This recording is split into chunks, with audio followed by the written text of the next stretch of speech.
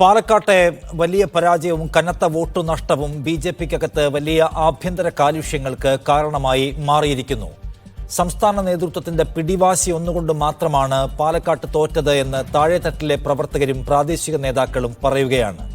ഈ സ്ഥാനാർത്ഥിയെ കൊണ്ട് വോട്ട് ചോദിക്കാൻ പ്രയാസമായിരിക്കുമെന്ന് നേതൃത്വത്തെ അറിയിച്ചിട്ടും അവർ അതിൽ പിടിവാശി കാണിച്ചു എന്നാണ് പാലക്കാട്ടെ ബി.ജെ.പി നേതാക്കൾ പറയുന്നത്.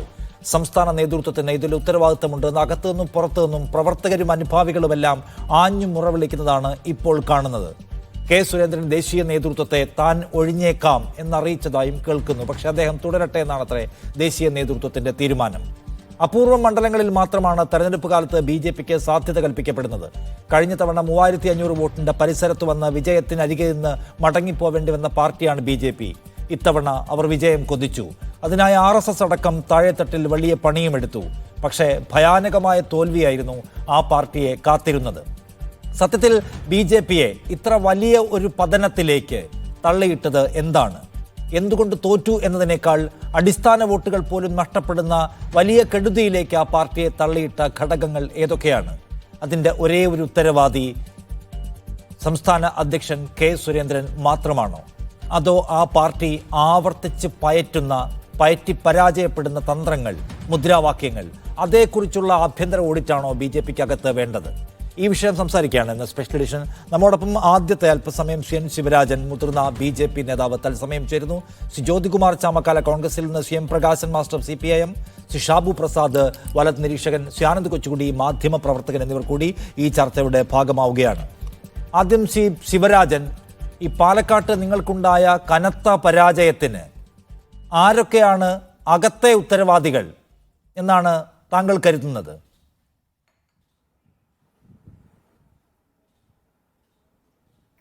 പാലക്കാട് ഞങ്ങൾ സിറ്റിംഗ് സീറ്റൊന്നുമില്ല. എന്തോ നിങ്ങൾ ദൃശ്യമാധ്യമങ്ങൾ എന്തോ ഭൂകമ്പം ഉണ്ടായ പോലെയാണ് അവിടെ സംസാരിക്കുക. അഗ്നിവെള്ളം പൊട്ടിയ പോലെയാണ് സഹായിക്കുക.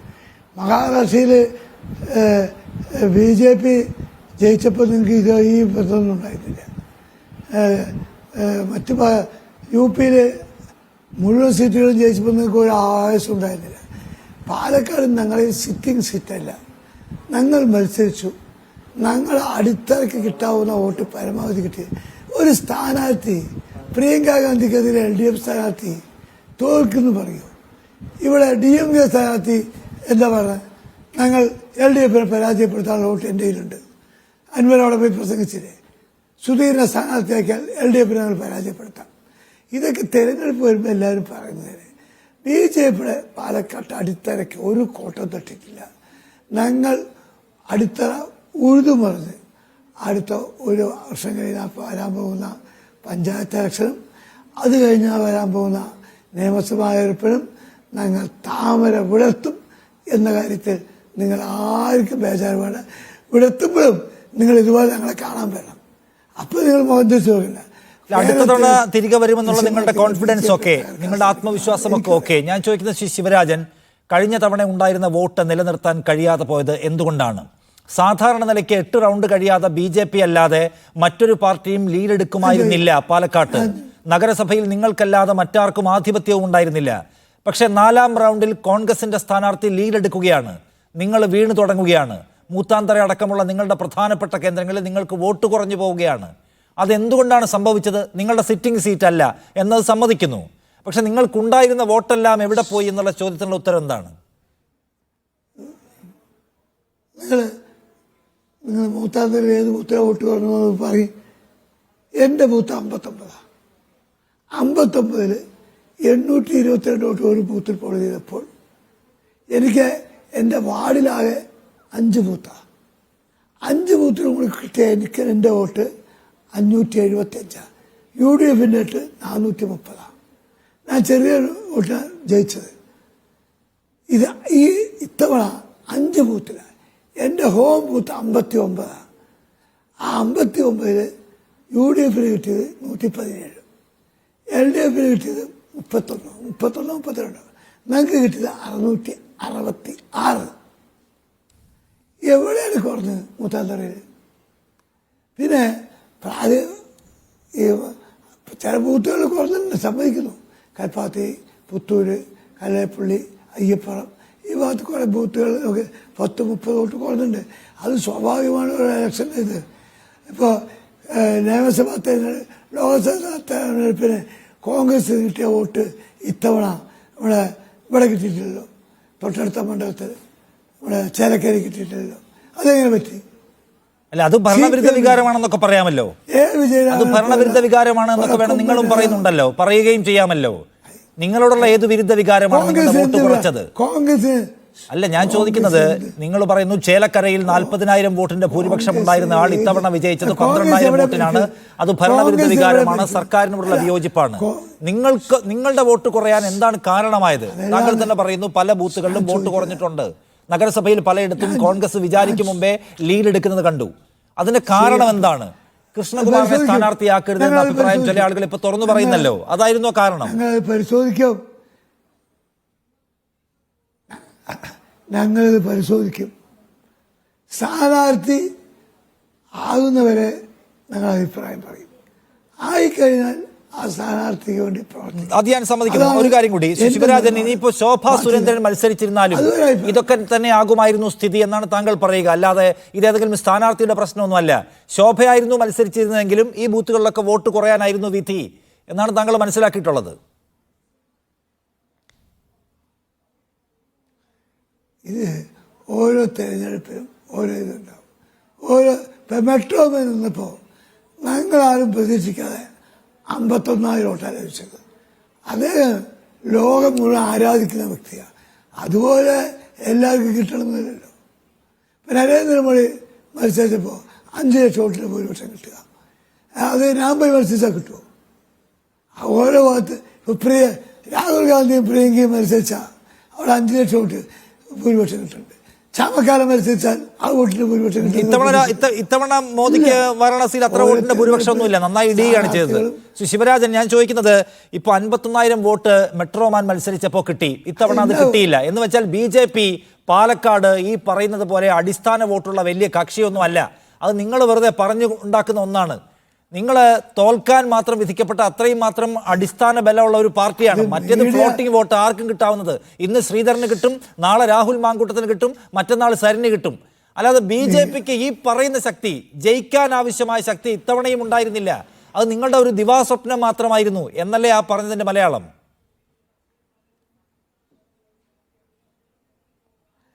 ഞങ്ങൾക്ക് ജയിക്കാൻ പറ്റുന്ന ശക്തി ഉണ്ടോ ഇല്ല മീഡിയ വൺ തീരുമാനിക്കണ്ട. നിങ്ങൾ അങ്ങനെ തീരുമാനിക്കേണ്ട ആവശ്യമില്ല. നിങ്ങളങ്ങനെ തിരിച്ച് തീരുമാനിക്കാൻ നിങ്ങളുടെ മനസ്സ് സമ്മതിക്കില്ല. ഇത് ഞങ്ങളെ തകർക്കാൻ എന്തെല്ലാം പണിയുണ്ടോ അതെല്ലാം നോക്കുന്ന ചാനലുകളാണ് ഇപ്പോൾ കേരളത്തിലെ ചാനലുകൾ. ഞങ്ങൾ എന്തായാലും ഈ പരാജയം സമ്മതിക്കുന്നു. സമ്മതിക്കുന്നു. ഒരു കാര്യം കൂടി, ഇപ്പോൾ കെ സുരേന്ദ്രൻ സംസ്ഥാന അധ്യക്ഷൻ ദേശീയ നേതൃത്വത്തോട് ഞാൻ ഈ പരാജയത്തിന്റെ ധാർമ്മിക ഉത്തരവാദിത്വം ഏറ്റെടുത്ത് ഒഴിയാം എന്നറിയിച്ചു എന്ന് കേൾക്കുന്നുണ്ട്. അദ്ദേഹം ഒഴിയേണ്ടതുണ്ടോ സി ശിവരാജൻ? ഒരിക്കലും ഒഴിയേണ്ടതില്ല. കെ സുരേന്ദ്രൻ കേരളത്തിന്റെ പ്രതിപക്ഷത്തിന്റെ ശബ്ദമാണ്. PD സതീശൻ പിണറായി വിജയന്റെ ഇരട്ടമുഖം. അതുകൊണ്ട് കെ സുരേന്ദ്രൻ അനുശേദ്യനായ കേരളത്തിന്റെ പൊരുതുന്ന പ്രസിഡന്റാണ്. അദ്ദേഹം രാജിവെക്കേണ്ടതില്ല. അദ്ദേഹം 26 വരെ തുടരുക തന്നെ വേണം. ഓക്കെ, ഈ മുനിസിപ്പാലിറ്റിയിലെ ചീഫ് പറയുന്നത് ഇപ്പോ ഈ ഞങ്ങൾക്ക് ഇഷ്ടമില്ലാത്ത ആളെ അടിച്ചേൽപ്പിച്ചത് കൊണ്ട് തോറ്റുപോയതാണെന്നാണല്ലോ. അവർക്കെതിരെ അച്ചടക്ക നടപടി ഉണ്ടാകുമോ? ഞാൻ കേട്ടില്ല. ശ്രീമതി പ്രമീള പറയുന്നത് ഞങ്ങൾ ഇദ്ദേഹത്തെ ഒഴിവാക്കി തരണം, ഇദ്ദേഹത്തിന് വേണ്ടി വോട്ട് ചോദിക്കാൻ പ്രയാസമുണ്ട് എന്ന് അറിയിച്ചിരുന്നു. പക്ഷേ സംസ്ഥാന നേതൃത്വം അതിന് വഴങ്ങിയില്ല. അത് വലിയ പ്രയാസമുണ്ടാക്കി. ഈ ശോഭാ സുരേന്ദ്രൻ വന്നിരുന്നുവെങ്കിൽ വനിതാ വിഭാഗത്തിൽ നടക്കം വലിയ തോതിലുള്ള വോട്ട് കിട്ടിയേനെ എന്ന് മാധ്യമങ്ങളോട് തുറന്നു പറയാണ്. അത് കനത്ത അച്ചടക്ക ലംഘനമായിട്ട് കാണുന്നുണ്ടോ പാർട്ടി? അതെന്താ അച്ചടക്ക ലംഘനം? അതിനെന്താ അച്ചടക്ക ലംഘനമുള്ളത്? അവരുടെ അഭിപ്രായം വേദി പറഞ്ഞതിന് ഇങ്ങോട്ട് പറഞ്ഞു. ജനാധിപത്യമല്ലേ. തെരഞ്ഞെടുപ്പിൽ ആര് സ്ഥാനാർത്ഥിയാണെന്ന് കുമ്മനം ചോദിച്ചാൽ ഞാൻ എൻ്റെ അഭിപ്രായം പറഞ്ഞിട്ടുണ്ട്. അത് ജനാധിപത്യമാണ്. കുമ്മനം ഋഷിതുല്യനായ കുമ്മനോട് ഞങ്ങളൊന്ന് ചോദിച്ചത്. ഞങ്ങളെല്ലാവരും അഭിപ്രായം പറഞ്ഞിട്ടുണ്ട്. അതിലെന്താ തെറ്റ്? നിങ്ങളുടെ അഭിപ്രായം കേൾക്കാത്തത് കൊണ്ട് തോറ്റു എന്ന് തോന്നുന്നു ചോദിക്കാം. താങ്കൾ പറഞ്ഞ അഭിപ്രായം എന്താണെന്ന് ഞാൻ ഊഹിക്കുന്നു. നിങ്ങൾ പല ആളുകളും പറഞ്ഞ വ്യത്യസ്ത അഭിപ്രായങ്ങളെ പരിഗണിക്കാതെ ഒരാളെ കൊണ്ടുവന്നതിന്റെ പ്രശ്നമായിട്ട് ഇത് പാർട്ടിയിൽ അവതരിപ്പിക്കപ്പെടുമോ?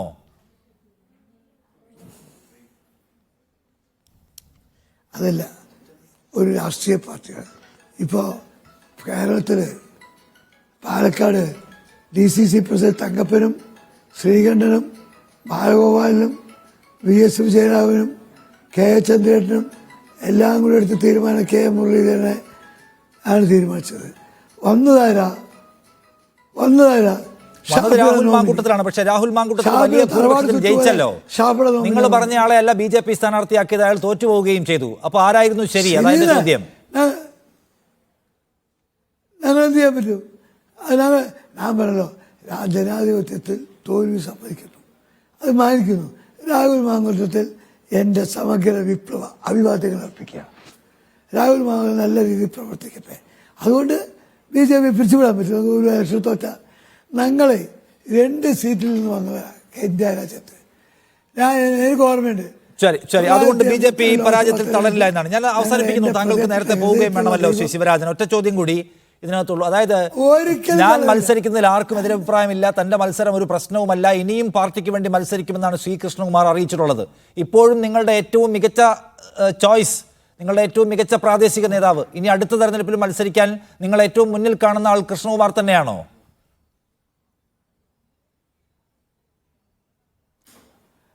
പാർട്ടി തീരുമാനിച്ചാൽ കൃഷ്ണകുമാർ തന്നെയായിരിക്കും. ഞാൻ എന്ത് ചെയ്യാൻ പറ്റും? BJPയുടെ സംസ്ഥാന കമ്മിറ്റിയും BJPയുടെ അഖിലേന്ത്യാ കമ്മിറ്റിയും കൃഷ്ണകുമാറിനെ മത്സരിച്ചാൽ കൃഷ്ണകുമാർക്ക് വേണ്ടി പാർട്ടി തീരുമാനിച്ചാൽ കൃഷ്ണകുമാർ തന്നെ മത്സരിക്കും. ഞാൻ എന്ത് ചെയ്യാൻ പറ്റും എന്നാണ് തീരുമാനിക്കുക. താങ്ക് യു ശ്രീ ശിവരാജൻ, താങ്കൾ ഇത്രയും സമയം ഞങ്ങൾക്കൊപ്പം ഇരുന്നതിന് താങ്ക് യു. ആദ്യം ഞാൻ ശ്രീ ഷാബു പ്രസാദ്, ഈ N ശിവരാജൻ BJPയുടെ ദേശീയ കൗൺസിൽ അംഗമാണ്. അദ്ദേഹത്തിന്റെ പ്രതികരണങ്ങൾക്ക് ആ നിലയ്ക്കുള്ള പരിമിതി സ്വാഭാവികമാണ്. പക്ഷെ BJPയെ സംബന്ധിച്ച് അവർ ഒരിക്കലും പ്രതീക്ഷിക്കാത്ത പരാജയത്തിന്റെ പടുകുഴിയിലേക്ക് വീണുപോയല്ലോ. സാധ്യതകളെ പ്രയോജനപ്പെടുത്തുന്നതിൽ നമ്മുടെ നേതൃത്വത്തിന് വലിയ വീഴ്ചയുണ്ടായെന്ന വിമർശനം അകത്തും പുറത്തും കാര്യമായിട്ട് കേൾക്കുന്നുണ്ട്. അങ്ങനെയെങ്കിൽ അതിന്റെ ഉത്തരവാദിത്വം ഒന്ന് ഫിക്സ് ചെയ്യാൻ പറ്റുമോ? പുറത്തു നോക്കുന്ന താങ്കൾക്ക് ശ്രീ ഷാബു, അതാർക്കായിരിക്കും? ഇന്നത്തെ രാവിലത്തെ പത്രസമ്മേളനം, സുരേന്ദ്രൻ്റെ പത്രസമ്മേളനം നിങ്ങളും റിപ്പോർട്ട് ചെയ്തതല്ലേ നിഷാദെ? സുരേന്ദ്രൻ എത്ര ക്ലിയറായിട്ടാണ് പറയുന്നത്. BJPയിൽ കൂട്ടായ തീരുമാനങ്ങളാണ് എടുക്കുന്നത്. പക്ഷേ എങ്കിലും ഒരു ടീമിനെ നയിച്ച ഒരു ടീം ലീഡർ എന്നുള്ള നിലയിൽ സംസ്ഥാന അധ്യക്ഷന് തന്നെയാണ് അതിൻ്റെ ഉത്തരവാദിത്വം. തോൽവി തന്നെയാണ്. അതിൻ്റെ അകത്ത് എൻ്റെ ഭാഗത്ത് നിന്ന് എന്തെങ്കിലും വീഴ്ചകൾ സംഭവിച്ചിട്ടുണ്ടോ എന്നുള്ളത് ഓഡിറ്റ് ചെയ്യപ്പെടണം, അത് ചോദ്യം ചെയ്യപ്പെടണം. ഞാൻ ആൻസറബിളാണ്. ഇത് ഞാൻ കേന്ദ്ര നേതൃത്വത്തെ അറിയിച്ചിട്ടുമുണ്ട്. ഇതിൽ കൂടുതൽ എങ്ങനെയാണ് അതിൻ്റെ ക്ലാരിറ്റി ഉണ്ടാവുക? ഇതിനു മുമ്പുള്ള ചർച്ചകളിലും ഒരിക്കൽ പറഞ്ഞാലും ഉത്തരവാദിത്വം ജയിച്ചാലും തോറ്റാലും എൻ്റെ അടുത്ത് ചോദിച്ചപ്പോഴും ഞാൻ പറഞ്ഞിട്ടുള്ളതാണ്, തീർച്ചയായിട്ടും അതിന് സംഘടനാ നേതൃത്വത്തിന് തോൽവിയിലും ജയത്തിലും ഉത്തരവാദിത്വമുണ്ട്. അതിൻ്റെ അകത്ത് യാതൊരു സംശയവുമില്ല. അതുകൊണ്ട് സുരേന്ദ്രൻ വളരെ ക്ലിയറായിട്ട് പറഞ്ഞ കാര്യത്തിൽ ഏത് പരാജയവും പരിശോധിക്കപ്പെടും, അത് പാർട്ടി സംവിധാനം അതിനുണ്ടെന്നുള്ള ഒരു സാധാരണ മറുപടിയാണല്ലോ. ഇവിടെ നോക്കൂ, ഇവിടെ പ്രാദേശിക തലത്തിൽ വലിയ എതിർപ്പുണ്ടായിരുന്നു. റെസ്പോൺസിബിലിറ്റി എനിക്കാണ്.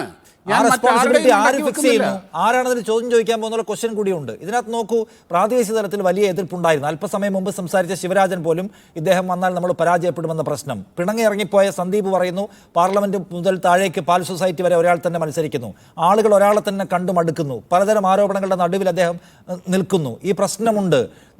മുനിസിപ്പാലിറ്റിയിലുള്ള കൗൺസിലർമാരും അവിടുത്തെ ചീഫും പറയുന്നത് ഇദ്ദേഹം വന്നാൽ പ്രശ്നമാകുമെന്ന അഭിപ്രായം നേരത്തെ സ്റ്റേറ്റ് കമ്മിറ്റിയുമായി ഞങ്ങൾ പങ്കുവച്ചിരുന്നതാണ്. ഇത്രയധികം പ്രാദേശിക വിയോജിപ്പുകളെ മറികടന്നുകൊണ്ട് ഒരാളെ തീരുമാനിക്കാൻ സംസ്ഥാന നേതൃത്വം ഒരുമ്പെടുമ്പോൾ അതിന് ഒരു ഉത്തരവാദി ഉണ്ടാകില്ല. ആ ഉത്തരവാദി നമുക്കിപ്പോൾ പ്രത്യക്ഷത്തിൽ കാണാവുന്ന തന്നെയാണ്. അങ്ങനെയാണെങ്കിൽ സ്റ്റേറ്റ് ലീഡർഷിപ്പാണ് അല്ലെന്ന് പറയാമോ? അതെന്നല്ലേ പറഞ്ഞത്. സ്റ്റേറ്റ് ലീഡർഷിപ്പ്, സംസ്ഥാന പ്രസിഡന്റ്, അതിൻ്റെ ഉത്തരവാദിത്വം അദ്ദേഹം പബ്ലിക് പ്ലാറ്റ്ഫോമിലല്ലേ ഏറ്റെടുത്തത്. ഇനി മറ്റൊരു കാര്യം ഞാൻ പറയട്ടെ. അതായത് ഇപ്പം ഇലക്ഷൻ പരാജയപ്പെട്ടു, വിജയപ്രതീക്ഷ ഉണ്ടായിരുന്നു, നന്നായി അധ്വാനിച്ചു, കഴിയുന്നത്ര എല്ലാ രീതിയിലും അധ്വാനിച്ചു. പക്ഷേ ഒരിക്കലും പ്രതീക്ഷിക്കാത്ത രീതിയിൽ ഒരു വലിയ പരാജയം ഏറ്റുവാങ്ങിയപ്പോൾ ഈ തങ്ങളുടെ ആ പ്രയത്നം മുഴുവൻ വൃഥാവിലായി പോകുന്ന ഒരവസ്ഥ, ഒരു മാനസികാവസ്ഥയിലാകുമ്പോൾ കുറെ ഇമോഷണൽ ഔട്ട്ബേസ്റ്റ് ഒക്കെ ഉണ്ടായി. അദ്ദേഹം ഏറ്റെടുക്കുന്നുണ്ടെന്നാണ്. ഞാൻ ഒരു കാര്യം കൂടി ചോദിക്കട്ടെ ഷാബു. ഇപ്പൊ ഇതിനകത്ത് അദ്ദേഹം ഏറ്റെടുക്കുന്നു, പക്ഷെ തോറ്റത് എന്തുകൊണ്ടായിരിക്കുമെന്ന സ്വാഭാവികമായ ചോദ്യം ഉണ്ടല്ലോ. BJPയെ സംബന്ധിച്ച് അവർക്ക് വലിയ പ്രതീക്ഷ ഉണ്ടായിരുന്ന ഒരു മണ്ഡലത്തിൽ എങ്ങനെ തോറ്റു? അതിന് കുറെ ഫാക്ടേഴ്സ് ഉണ്ടാവുമല്ലോ. ഒന്നിനി ഇപ്പൊ BJPയുടെ സംസ്ഥാന നേതൃത്വത്തോട് ആളുകൾക്കുള്ള ഒരു വിപ്രതിപത്തിയാണോ, വിശ്വാസ്യത കുറവാണോ, മതിപ്പില്ലായ്മയാണോ, അതോ ഈ സ്ഥാനാർത്ഥിയോട് മാത്രമുള്ള സ്പെസിഫിക് ആയിട്ടുള്ള എന്തെങ്കിലും ഇഷ്യൂ ആണോ? ഇങ്ങനെ കുറേ ചോദ്യങ്ങളുണ്ട്. അല്ലെങ്കിൽ BJP മുന്നോട്ട് വെക്കുന്ന മുദ്രാവാക്യങ്ങളുടെ പ്രശ്നമാണോ? എവിടെയായിരിക്കും BJPക്ക് ഒന്നാമത് പിഴച്ചിട്ടുണ്ടാവുക? ഞാൻ പറയാം, നിങ്ങൾ ഇടപെടാതെ എനിക്കിന്ന് സമയം തരണം. കൃത്യമാണ്, നിങ്ങളുടെ ചോദ്യങ്ങളൊക്കെ വളരെ സ്പെസിഫിക്കാണ്, ക്ലിയറാണ്, ഷാർപ്പാണ്. അതായത് BJPക്ക് കിട്ടേണ്ട വോട്ടുകൾ, കിട്ടുമെന്ന് പ്രതീക്ഷിച്ച വോട്ടുകൾ കിട്ടിയിട്ടില്ല. BJPക്ക് അവിടെ ഏകദേശം 40,000-ഓളം ബേസ് വോട്ടുകളുണ്ട്. ആ ബേസ് വോട്ടുകൾക്ക് ഒന്നും സംഭവിച്ചിട്ടില്ല. ആ ബേസ് വോട്ടുകൾ ലഭിച്ചിട്ടുണ്ട്. മെട്രോമാന് ലഭിച്ചത് 51,000-ഓളം വോട്ടുകളായിരുന്നു. ആ വോട്ടുകൾ, അധികം ലഭിച്ച വോട്ടുകളാണ് BJPക്ക് ലഭിക്കാതെ പോയത്. തീർച്ചയായിട്ടും ശ്രീധരൻ സാറിനെ പോലെയുള്ള ആ ഒരു സ്റ്റൾവർട്ട്, ആ ഒരു ടവറിംഗ് പേഴ്സണാലിറ്റി അവിടെ നിൽക്കുമ്പോൾ സ്വാഭാവികമായി വരുന്ന ആ നിഷ്പക്ഷ വോട്ടുകൾ തീർച്ചയായിട്ടും കൃഷ്ണകുമാറിന് കിട്ടിയിട്ടില്ല. ഇതൊരു യാഥാർത്ഥ്യമാണത്. മാത്രവുമല്ല, ഈ തെരഞ്ഞെടുപ്പ് നമ്മൾ പല പ്രാവശ്യം പറഞ്ഞതാണ്, തെരഞ്ഞെടുപ്പ് മാധ്യമങ്ങളും രാഷ്ട്രീയ പാർട്ടികളും നേതാക്കന്മാരും പ്രവർത്തകരും എല്ലാം വളരെ ഒരു ഹൈ പ്രൊഫൈൽ, ഒരു ഹൈ വോൾട്ടേജ് തെരഞ്ഞെടുപ്പാക്കി മാറ്റിയെങ്കിലും ജനങ്ങളെ സംബന്ധിച്ചിടത്തോളം ഇത് ഒരു കേവലം കേരളത്തിലെ ഒരു പൊളിറ്റിക്കൽ ഇക്വേഷൻസിനും മാറ്റം വരുത്താത്ത, ഒരു സ്വാധീനവും ചെലുത്താത്ത ഒരു സാധാരണ ഉപതെരഞ്ഞെടുപ്പ് മാത്രമായിരുന്നു. അതുകൊണ്ട് തന്നെയാണ് ഈ തെരഞ്ഞെടുപ്പിലെ ആർക്ക് അനുകൂലമായാലും പ്രതികൂലമായാലും ശരി, ഈ വോട്ടിംഗ് ശതമാനം 7% കുറഞ്ഞത്. ഒരു പൊതു തെരഞ്ഞെടുപ്പിൽ സംസ്ഥാനം ആര് ഭരിക്കണം, രാജ്യം ആര് ഭരിക്കണം എന്നൊക്കെ തീരുമാനിക്കപ്പെടുന്ന ഒരു തെരഞ്ഞെടുപ്പിൽ വോട്ടിംഗ് ശതമാനം സ്വാഭാവികമായിട്ട് കുറച്ച് കൂടുതലായിരിക്കും.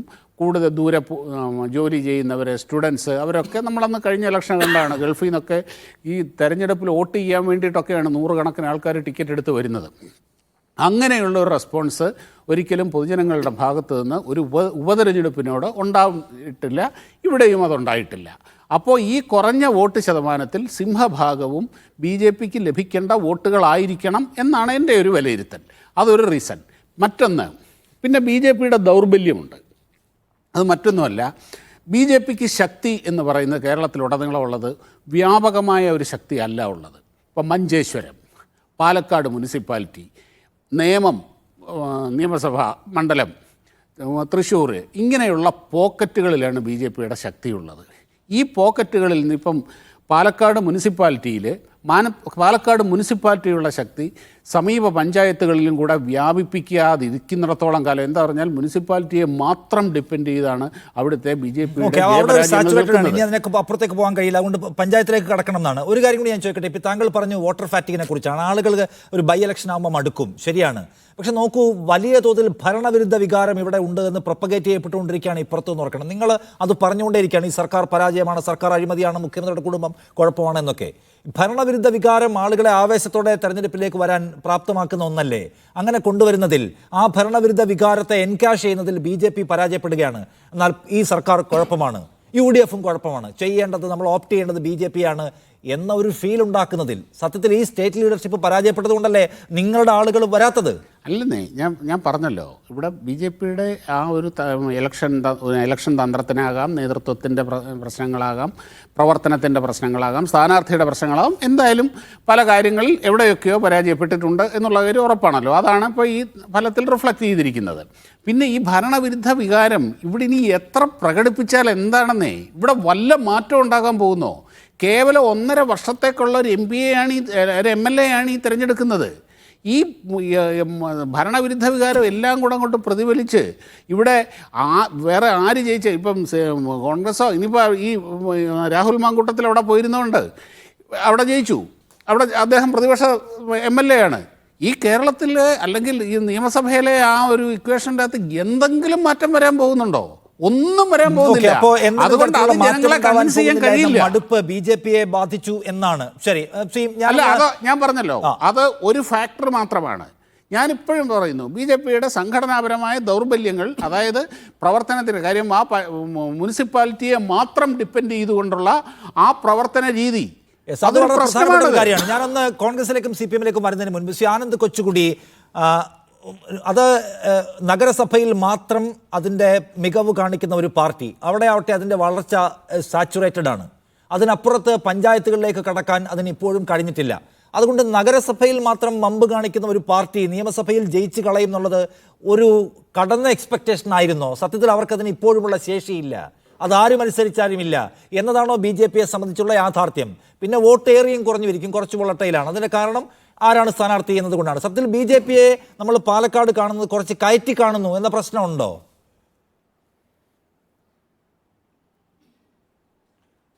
നിഷാദ്, ഞാൻ അങ്ങനെ കരുതുന്നില്ല. കാരണം പാലക്കാട് പോലെയുള്ള ഒരു ഭൂമിക ബി ജെ പിക്ക് കേരളത്തിൽ ഉടനീളം അങ്ങോളം ഇങ്ങോളം നോക്കിയാൽ കിട്ടില്ല. പിന്നെ ഉള്ളത് ഈ മഞ്ചേശ്വരം, കാസർഗോഡ് പോലെയുള്ള ഇരു വിഭാഗങ്ങളും, അതായത് ഹൈന്ദവ മുസ്ലിം വിഭാഗങ്ങൾ രണ്ടും കുറച്ച് വർഗീയവൽക്കരിക്കപ്പെട്ട ഇടങ്ങൾ, അതായത് കോസ്റ്റൽ കർണാടകയുമായിട്ട് അടുത്ത് കിടക്കുന്ന മഞ്ചേശ്വരം, കാസർഗോഡും ഒക്കെയാണ് അങ്ങനെ ഉള്ളത്. അപ്പോൾ ഈ പാലക്കാട് മൂത്താൻ സമുദായം, അവിടുത്തെ ചെട്ടി സമുദായം, അവിടെ ഉള്ള ഇപ്പോൾ കേരളത്തിലെ അങ്ങോളം ഇങ്ങോളമുള്ള നായർ വോട്ടുകൾ കോൺഗ്രസിൽ നിന്ന് ഒരു പരിധിവരെ കരുണാകരന് ശേഷം ബി ജെ പിയിലേക്ക് പോകുന്ന ആ ഒരു പ്രതിഭാസം ഉൾപ്പെടെ അത് പ്രാവർത്തികമാകുന്ന സ്ഥലമാണ് പാലക്കാട്. അങ്ങനെ നോക്കിയാൽ കഴിഞ്ഞ തവണ 6000 വോട്ട് ലീഡ് പാലക്കാട് മുനിസിപ്പാലിറ്റിയിൽ നിന്ന് തന്നെ 6500-ൽ പരം വോട്ടുകളുടെ ലീഡ് ഈ ശ്രീധരനുണ്ടായിരുന്നു. ഇത്തവണ രാഹുൽ മാങ്കൂട്ടത്തിൽ നിന്ന് നേരെ 4000 വോട്ടിൻ്റെ ലീഡാണ് കിട്ടുന്നത്. 10000 വോട്ട് പറഞ്ഞു അവിടെ. അത് ഈ വെറുതെ 40,000 ബേസ് വോട്ട് എന്ന് പറഞ്ഞിട്ട് കാര്യമില്ല. ഈ കൃഷ്ണകുമാറിന് തന്നെ ലോക്സഭയിൽ 43,000 കിട്ടി. കൃഷ്ണകുമാറിൻ്റെ സ്ഥാനാർത്ഥിത്വം ഒരു പ്രശ്നമായിരുന്നു. അതിപ്പോൾ ശിവരാജൻ, അദ്ദേഹം മുതിർന്ന നേതാവാണ്, അദ്ദേഹം ക്യാമറയ്ക്ക് മുന്നിൽ പറയില്ല, പക്ഷേ ക്യാമറയ്ക്ക് പിന്നിൽ ഇന്നും അദ്ദേഹം ചാനലിൽ പല കാര്യങ്ങളും പറഞ്ഞിട്ടുണ്ട്. ഇപ്പോൾ മീഡിയ വണ്ണിൽ എന്തോ അദ്ദേഹത്തിന് അത് പറയാൻ പറ്റിയില്ല. പക്ഷേ അദ്ദേഹം വ്യക്തിപരമായി സംസാരിച്ചാൽ എല്ലാം തുറന്നു പറയുന്ന ആളാണ്. ഈ ശിവരാജനെ, ഈ കൃഷ്ണകുമാറിനെ നിശ്ചയിച്ചപ്പോൾ തന്നെ ശോഭാ സുരേന്ദ്രന് വേണ്ടി വാദിച്ച ആൾക്കാരിൽപ്പെട്ട ഒരാളാണ്. ഇപ്പോൾ സുരേന്ദ്രൻ്റെ കൂടെ നിൽക്കുന്ന ആൾക്കാരിൽ പോലും ഇപ്പോൾ സംസ്ഥാന BJP ട്രഷറർ ഇ കൃഷ്ണദാസ്, അദ്ദേഹം പാർട്ടിയിലെടുത്ത നിലപാട് ശോഭാ സുരേന്ദ്രൻ നിൽക്കണമെന്നാണ് എന്നോട് മറ്റൊരു പ്രമുഖ നേതാവ് പറഞ്ഞത്. അദ്ദേഹം സുരേന്ദ്രനെ അനുകൂലിക്കുന്ന ഓഫീസ് ബെയറായിട്ടുള്ള ആളാണ്. പക്ഷേ അവിടെ ശോഭാ സുരേന്ദ്രൻ നിന്നെങ്കിൽ ജയിക്കുമെന്ന് പറയാൻ പറ്റില്ല, പക്ഷേ വോട്ടുകൾ ഗണ്യമായിട്ട് കൂട്ടാൻ പറ്റിയേനെ. കഴിഞ്ഞ തവണ മെട്രോമാന് കിട്ടിയ അത്രയും വോട്ടെങ്കിലും 50,000-ലേക്കെങ്കിലും എത്താൻ പറ്റിയേനെ എന്നുള്ള ഒരു സാഹചര്യം അവിടെ ഉണ്ടായിരുന്നു. ആ വോട്ടുകൾ നിലനിർത്തുക. കഴിഞ്ഞ തവണ മെട്രോമാൻ എന്ന പരിഗണന വെച്ച ആൾക്കാർ വോട്ട് ചെയ്തിരിക്കാം, പക്ഷെ അപ്പോഴും അതിൽ നിന്ന് ഒരു വോട്ട് പോലും കുറയാതിരിക്കാനായിരുന്നു BJP ശ്രമിക്കേണ്ടത്. BJPക്ക് അത് ശോഭാ സുരേന്ദ്രനെ പോലെ ഒരു സ്ഥാനാർത്ഥിയാണെങ്കിൽ ചിലപ്പോൾ കഴിയുമായിരുന്നു. പക്ഷേ അപ്പോഴും BJP, നമ്മുടെ ഈ കേരളത്തിലെ BJPയെ KJP എന്ന് വിളിക്കാനും BJP ഇവിടെ രക്ഷപ്പെടാതിരിക്കാനുമുള്ള കാരണം അതിലെ വിഭാഗീയതയാണ്. കേരളത്തിലെ കോൺഗ്രസ് എങ്ങനെയാണോ, അല്ലെങ്കിൽ അതിനേക്കാൾ ഒരു പടി കൂടുതൽ വിഭാഗീയതയുള്ള പാർട്ടിയാണ് കേരളത്തിലെ BJP. ഇവിടെ ഇവരെല്ലാവരും തമ്മിലടിയാണ്. ഒരാൾ MLA ആയാൽ ഈ പാർട്ടിയിൽ മറ്റൊരാൾ ഗതി പിടിക്കില്ല, അല്ലെങ്കിൽ മറ്റൊരാളുടെ പണി തീർന്നു എന്ന് കരുതുന്ന പ്രമുഖ നേതാക്കളുള്ള പാർട്ടി.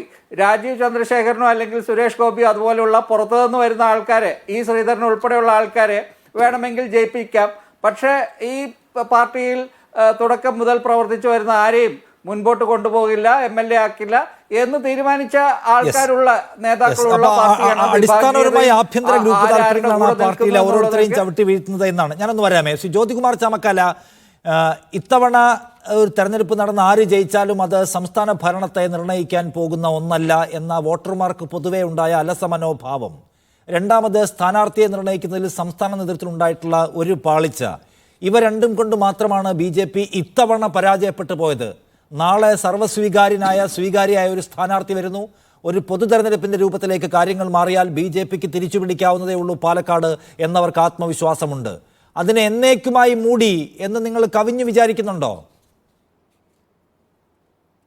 തീർച്ചയായിട്ടും വസ്തുതകളെ നമ്മൾ വസ്തുതകളായി തന്നെ കാണുമല്ലോ. പാലക്കാട് നിയോജക മണ്ഡലത്തിൽ BJPക്ക് ജയിക്കുക അസാധ്യമാണ്. ഇപ്പോഴത്തെ ഡീലിമിറ്റേഷൻ വെച്ചുകൊണ്ടോ അല്ലെങ്കിൽ മുമ്പുണ്ടായിരുന്ന ഡീലിമിറ്റേഷൻ വെച്ചുകൊണ്ടോ പാലക്കാട് നിയോജകമണ്ഡലത്തിൽ BJPക്ക് ജയിക്കുക അസാധ്യമാണ്. അതിനപ്പുറത്തേക്ക് ഈ ശ്രീധരന് കഴിയാത്തത് ശോഭാ സുരേന്ദ്രനോ അല്ലെങ്കിൽ കൃഷ്ണകുമാറിനോ കഴിയുമെന്ന് പാലക്കാട്ടെ ജനങ്ങൾ പോലും വിശ്വസിക്കുന്നില്ല. കൃഷ്ണകുമാറിൻ്റെ വ്യക്തിത്വത്തെ സംബന്ധിച്ച് ഇന്ന് നമുക്ക് നമ്മുടെ കൂടെ ഉണ്ടായിരുന്ന ഈ കുറച്ച് മുമ്പ് ചർച്ചയിൽ നിന്ന് പോയ ശ്രീ ശിവരാജൻ ചേട്ടൻ തന്നെ ഇന്ന് പരസ്യമായി പറഞ്ഞിട്ടുണ്ട്. അതുകൊണ്ട് ഞാൻ അതിൻ്റെ വ്യക്തിത്വത്തിലേക്കൊന്നും പോകുന്നില്ല. അത്തരത്തിൽ സ്ഥാനാർത്ഥി നിർണ്ണയത്തിൽ പാളിച്ച ഉണ്ടായിട്ടുണ്ടെന്നുള്ളത് മറ്റൊരു സത്യം. പക്ഷേ അപ്പോഴും ബി ജെ പിയെ സംബന്ധിച്ച് ശ്രീ ആനന്ദ് കൊച്ചുകൂടി അദ്ദേഹം പാലക്കാട് നിയമമണ്ഡലത്തിൽ വളരെ ഗ്രാസ് റൂട്ടിലിറങ്ങി ഇതിനെക്കുറിച്ച് സ്റ്റഡി നടത്തിയ ഒരാളാണ്. അദ്ദേഹം എല്ലാ പാർട്ടിയിലെയും എല്ലാ വിഭാഗത്തിലും പെട്ടവരെ പോയി കാണുകയും ഒക്കെ ചെയ്തിട്ടുള്ളതാണ്. അപ്പോൾ അദ്ദേഹം പറഞ്ഞതുപോലെ 10,000-11,000 വോട്ടിൻ്റെ വ്യത്യാസം മുനിസിപ്പൽ പ്രദേശത്ത് മാത്രം.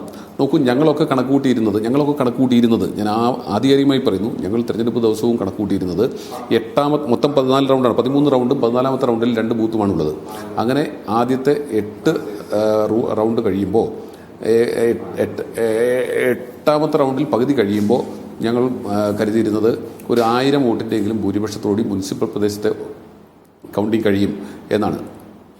അപ്പോൾ എസ് സി ഓഫ് ചെയ്തുള്ളൂ. അപ്പോൾ ആ രീതിയിൽ ഭൂരിപക്ഷം 1000-1500 വോട്ടിൻ്റെ ഭൂരിപക്ഷം മുനിസിപ്പൽ പ്രദേശത്ത് ചിലപ്പോൾ കിട്ടിയേക്കാം ബി ജെ പിക്ക്. പക്ഷേ ശ്രീ വി കെ ശ്രീധരനെ പോലുള്ള എം പി ഉൾപ്പെടെയുള്ളവർ പറഞ്ഞത് നിർബന്ധമായും മുനിസിപ്പൽ പ്രദേശത്ത് നമുക്ക് ഭൂരിപക്ഷം കിട്ടുമെന്നാണ്.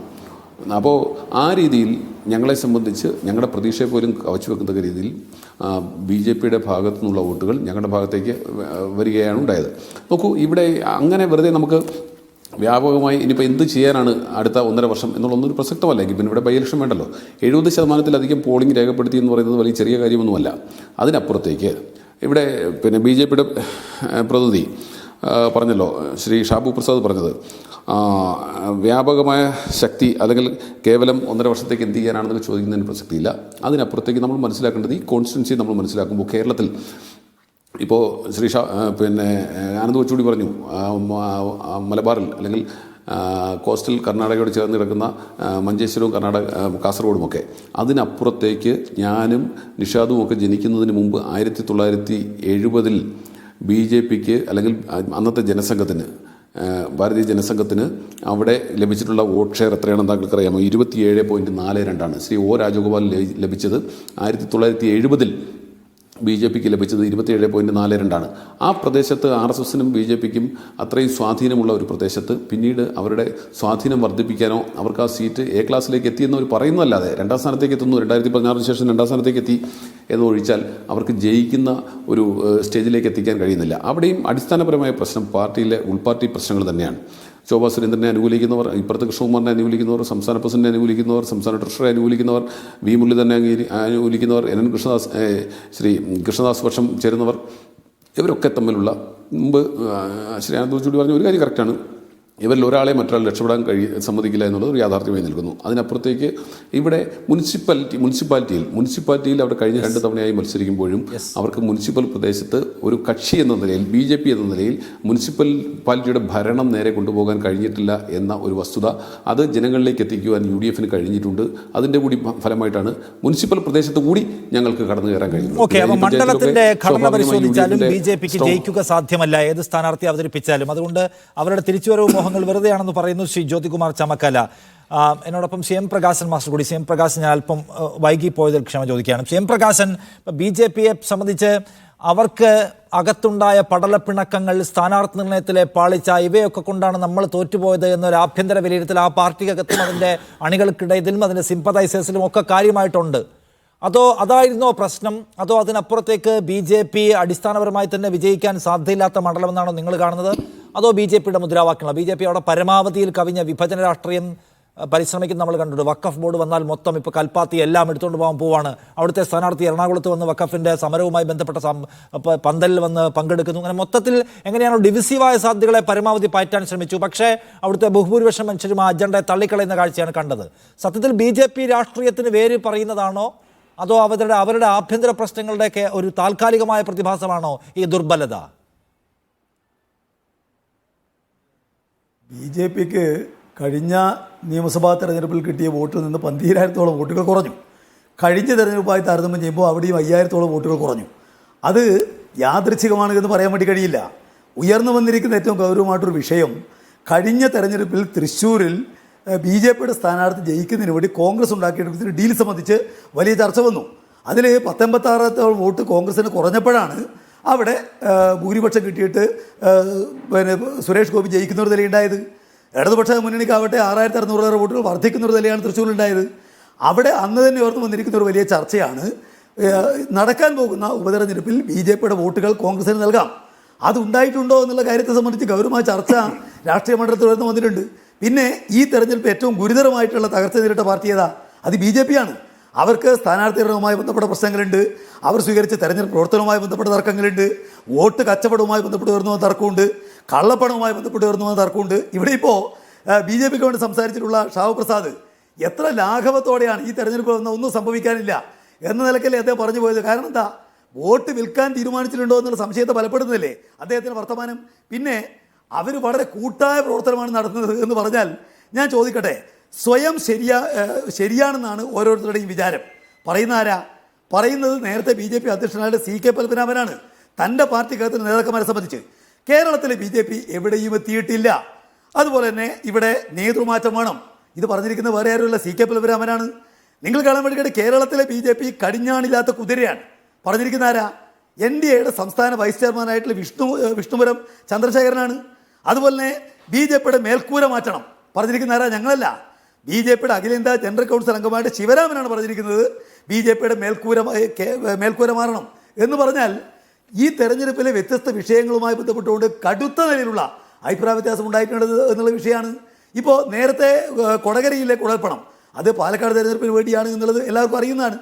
ഇപ്രാവശ്യം ആ കൊണ്ടുവന്നിരിക്കുന്ന പണത്തിനകത്ത് ഒരു വലിയ പണം തട്ടിയിരിക്കുന്നു പിന്നെ അധ്യക്ഷരടക്കമുള്ള ആളുകൾ എന്ന് പറഞ്ഞ് വേറെ ആരുമില്ല, BJPക്ക് അകത്തുപെട്ടിരിക്കുന്ന ആളുകളാണ്. എവിടെയും കേൾക്കാത്ത രൂപത്തിൽ കോൺഗ്രസിൻ്റെ നേതാവിന് 4 കോടി ഉറുപ്പിക ഞാൻ കൊടുത്തിരിക്കുന്നു എന്ന് പറഞ്ഞിരിക്കുന്ന ആരാ? സുരേന്ദ്രനല്ലേ. അപ്പോൾ എത്ര വിചിത്രമായ നിലക്കാണ് BJPയുടെ വാദങ്ങൾ ഉയർന്നു വരുന്നത് എന്നുള്ളത് നമ്മൾ കാണണം. കേരളത്തിലെ തെരഞ്ഞെടുപ്പിൽ ഒരിക്കലും ഉണ്ടായിട്ടില്ലാത്ത രൂപത്തിൽ കള്ളപ്പണം ചർച്ചയാവുകയാണ്, അതുപോലെ മദ്യവിതരണം ചർച്ചയാവുകയാണ്. അതെല്ലാം കൊണ്ടുവന്നിരിക്കുന്ന ആരാ? ഈ പറയുന്നത് BJPയും കോൺഗ്രസും ചേർന്നാണ് എന്നുള്ളത് ആർക്കും അറിയാതിരിക്കുന്നത്. അതോടൊപ്പം തന്നെ ഈ തെരഞ്ഞെടുപ്പിലെ നിർണായകമായ പ്രശ്നം CPMന്റെ സംസ്ഥാന സെക്രട്ടറി പറഞ്ഞിട്ടുണ്ട്, അതുപോലെ ബഹുമാനപ്പെട്ട കേരള മുഖ്യമന്ത്രി പറഞ്ഞിട്ടുണ്ട്. മതനിരപേക്ഷതയ്ക്ക് വേണ്ടി ഒന്നിക്കണമെന്ന് പറയുന്ന ഒരു വലിയ സന്ദേശം ഈ തെരഞ്ഞെടുപ്പ് നൽകുന്നു. എന്തുകൊണ്ട്?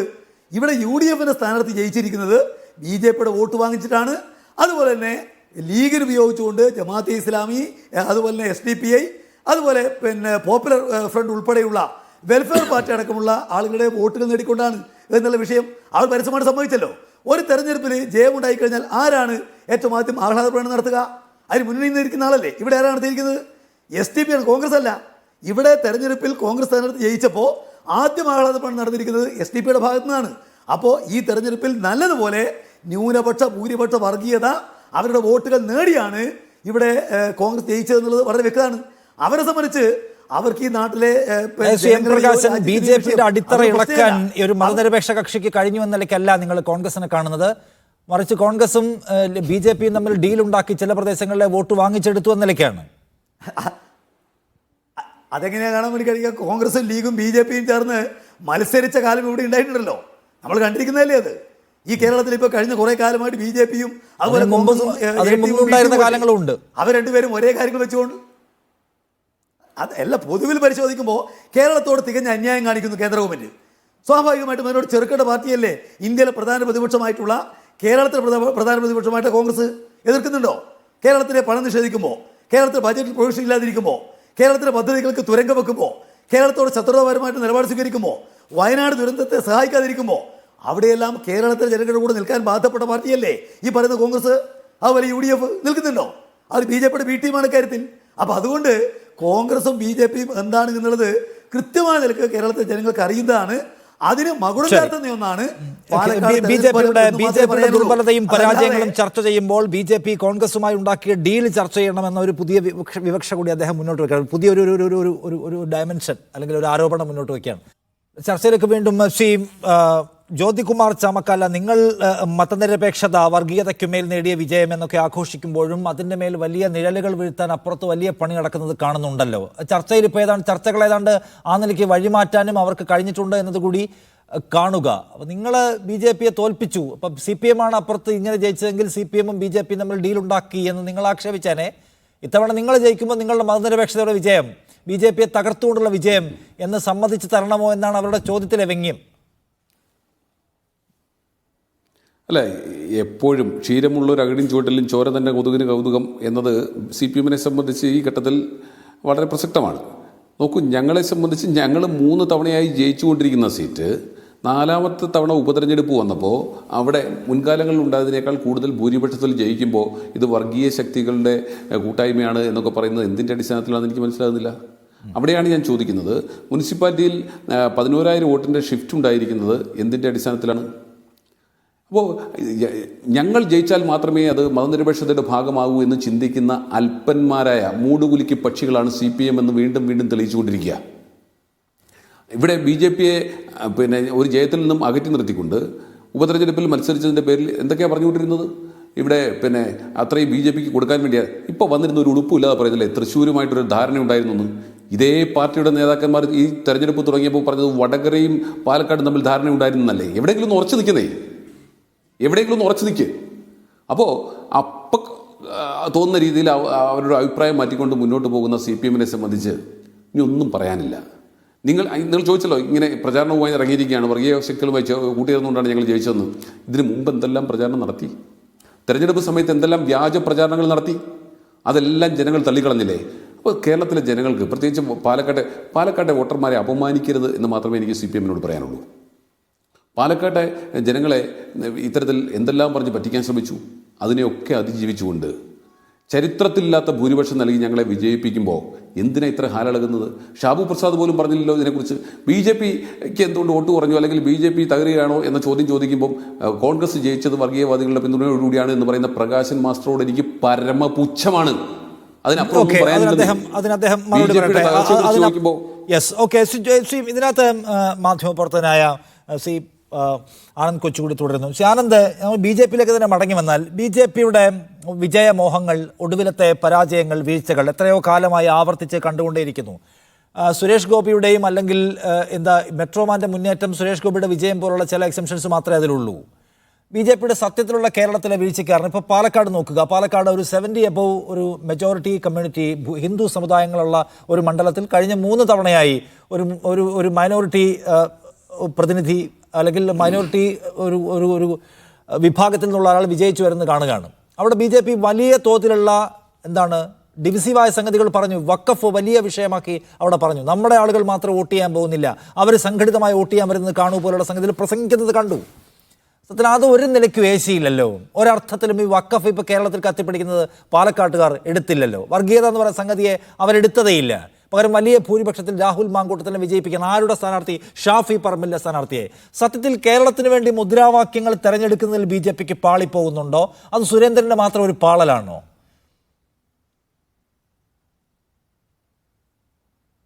അല്ല, കേരളത്തിൽ BJP-ക്ക് പച്ച പിടിക്കണമെങ്കിൽ കേരളത്തിൽ BJP ഇപ്പോൾ ഒരു നിഷ്പക്ഷ ഒരു പ്രതലത്തിൽ നിന്ന് ഞാൻ പറയുകയാണെങ്കിൽ കേരളത്തിൽ കുറച്ചുകൂടി ഒരു മൃദു ഹിന്ദുത്വ സ്ട്രാറ്റജി എടുത്താലാണ് കേരളത്തിൽ BJP-ക്ക് മുന്നോട്ട് പോകാൻ പറ്റുകയുള്ളൂ.